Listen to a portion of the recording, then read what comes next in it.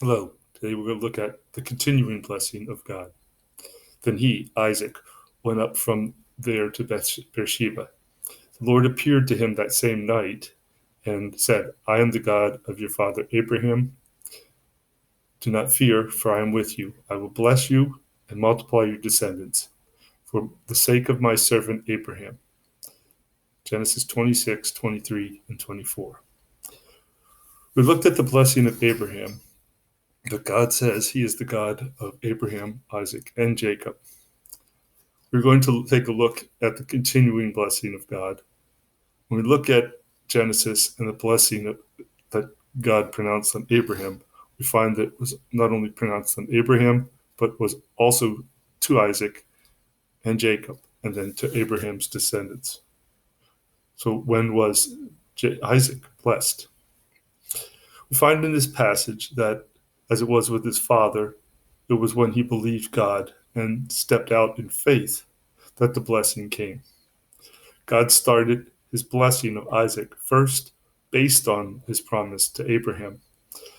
Isaac followed the faith he saw in his father. The faith he saw what his father offered him as a sacrifice and continued. He naturally took up the faith of his father. He had been the recipient of his faith.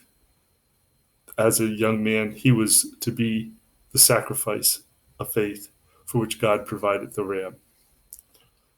We see God's protection and provision starting through Abraham, but because Isaac followed the faith of his father and trusted God, God then makes it a personal promise by repeating the promise blessing to Isaac. How does this play out in our lives? We may have grown up in a Christian home. We may have even followed the faith of our parents and seen firsthand God's provision. But like Isaac, it is not until we move out in our own faith journey that the true personal promise and blessing becomes ours. What is the responsibility of the older believers in passing the blessing to the next generation of believers?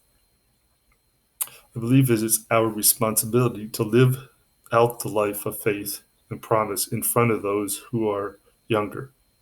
It is our responsibility to demonstrate God's provision to our families and those of the next generation. We are to live it out, flesh it out day to day, not just once a week, but day to day in front of our families and those around us. Have you stepped out in your own journey of promise and blessing? Next, we will look at the blessing of Jacob. If you have any questions or comments, please add them to the comments below. Thank you.